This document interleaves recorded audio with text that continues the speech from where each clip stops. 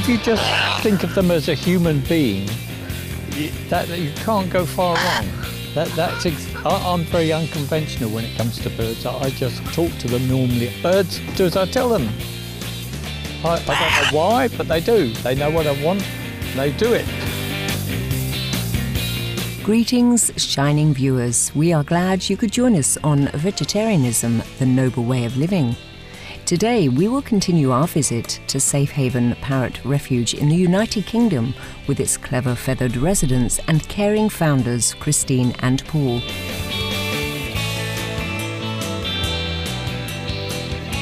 Safehaven Parrot Refuge started in 1986. We took our first bird in called Cindy, a blue and gold macaw. And we had an article in the Daily Express, and it was all about us. And they printed our phone number, and the phone didn't stop ringing for ages and ages. And birds just kept coming in and coming in and coming in. Then gradually the volunteers started coming in, and things began to get a bit easier, because there were times when Paul and I were working. We always made sure we had enough food money to feed the birds, and we went without ourselves, didn't we, rather than let the birds go without. Safehaven Parrot Refuge provides a loving home for 46 birds. Some live in a carefully arranged foster home. Others are permanent residents at the refuge and are available only for sponsorship, but not rehoming or fostering. Now let's go and meet some more of Safehaven's unique winged citizens.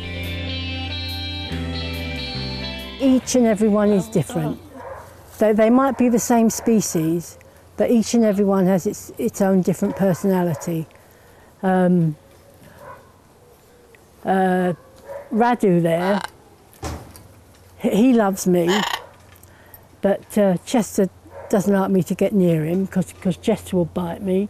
And Chester is absolutely probably the naughtiest one we've got. We've got Swearing Charlie here, Coco there, and now Coco's paired up with Swearing Charlie here, and they love each other.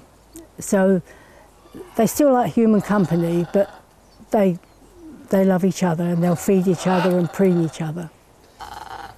This is Rainbow. And Rainbow's not too bad for Scarlet, really. When we first got Rainbow, he was ever so timid, very, very timid, but now he's fine. And this one here is Sid. Sid will not get on your left hand. He could be in really a lot of trouble. All the macaws could be ganging up on him, but Sid wouldn't get on your left hand to save his life.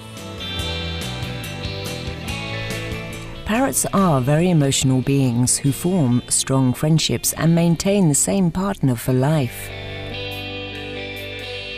Once macaws bond, it's a bond for life. And you might try to put one with another, but you've got to be very lucky for them to take on another mate. They'll choose their own mate. It might be the same sex, but they'll choose it and they'll stay there for the rest of their lives. This one here is Elwood. And the reason he's feather plucked is because his mate died.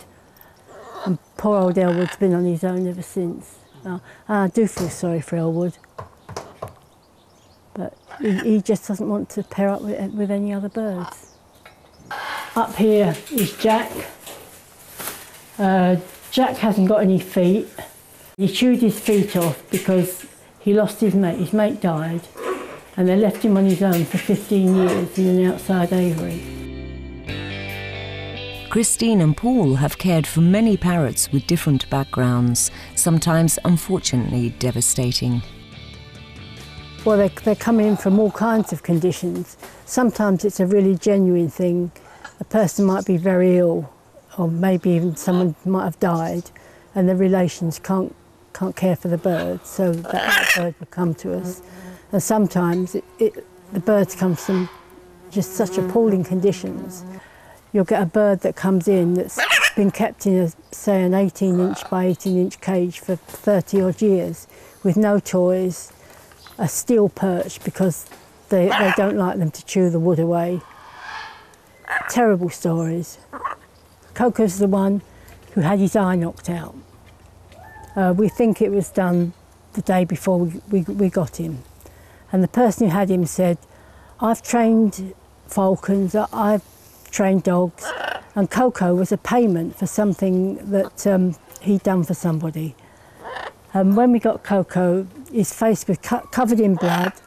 His cage was so filthy it took Paul a day to clean it. He didn't have any perches in it, and he didn't know where to put his feet. But gradually he learned, and when we gave him toys, it was like giving him Christmas presents because he's never had toys before. In addition to fostering many parrots, Safehaven Parrot Refuge also provides assistance with rehoming parrots in need. The workload is enormous. Just about every day the phone rings for somebody either wanting to rehome their parrot or take one in. And we try and make it as easy as possible for the birds as well. Paul does all the membership and admin. I do all the rehoming. We always home check wherever the birds are going to go. And we also make sure that the person who takes the bird must keep in touch with the person who's donated it. We always match the bird as best we can. We try and match the bird to the person. If somebody's never had a macaw or a cockatoo before, we won't let them have one. They are the most difficult ones, especially cockatoos. To have a macaw, you've got to have enough time to treat it like a child. It's got to have so much time. And stimulation. And it's got to be kept, stimulated all the time. Plenty of toys, a nice big cage, plenty of out time, and also, importantly, macaws should have a routine. All parrots should, really. And if you stick to a routine, it makes life a lot easier for the bird. Well, if a person's never had a parrot before, I always tell them all the worst things that can happen. We give them a thing that says, so you'd like to adopt a parrot. And it says what to look out for if a bird shows signs of illness, feather plucking, screaming, biting, and I'll try and help them out with that. Well, really, to read a book on parrots gives people the wrong idea because they generalise, and each and every parrot is different. If they've got any problems with the parrot, then just get back onto me and I'll help them, because once a parrot's in a home, I like it to stay there. I don't like a parrot going from one home to the other. So I'm always very careful where the bird actually goes to. When people phone us up to rehome a bird, she'll find out why they want to rehome it first. She'll try and talk them out of it. And if there's a problem with the bird, she'll try and get through that problem with them. Like it could be hormonal or something. And this is only a temporary thing. And the number of birds she's managed to keep with their owner, you know, it's quite a lot. Supreme Master Ching Hai is herself an animal lover with 24 rescue birds of her own. In a gathering with our association members, Supreme Master Ching Hai spoke about her adopted bird, Sunny, and why Sunny had taken out his own feathers due to being neglected by his previous caretaker. She then reminded that all animals, especially birds, need love to thrive. Birds, they're very emotional. If you don't treat them well and they're too lonely, you don't have enough time for them, then you don't have a bird. Understand? So you cannot just have any pet and then say they'll be happy with you. They might not be. You have to see that you have time enough or love enough to keep a pet. Any pet, okay? They demand attention, like kids and like lovers, yeah? Like companions and friends. You must make time for friends. If not, they're very unhappy and they want to commit suicide. Yeah. Because in the wild, you know, they have companion, you see? They fly, they have fun, you know, they chase around. But in the captivity, most of these birds that sell in the shop are born in captivity. So they're not used to with the wild. But they also need companion. Would be the best if they have their own. But if not, then you are the companion. So you have to replace it with multiple love and, patience. Yeah, they just need love, and a little food. They eat very little. And no demanding too much, just love, like petting now and again, like a few hours a day, and be always with them. Supreme Master Ching Hai's Divine Adopted Birds inspired her to write the #1 international best-selling book, The Birds in My Life.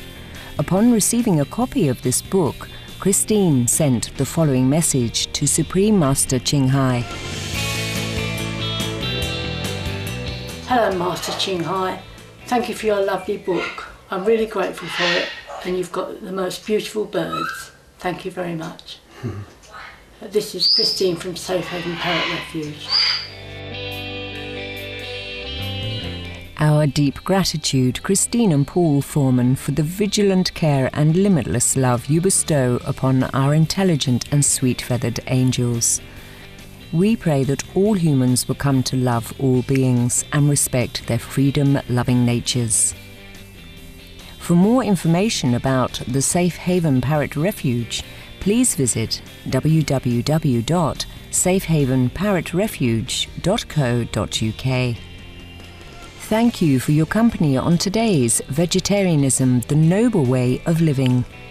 Coming up next is Between Master and Disciples, here on Supreme Master Television. May your new week blossom with renewed hope.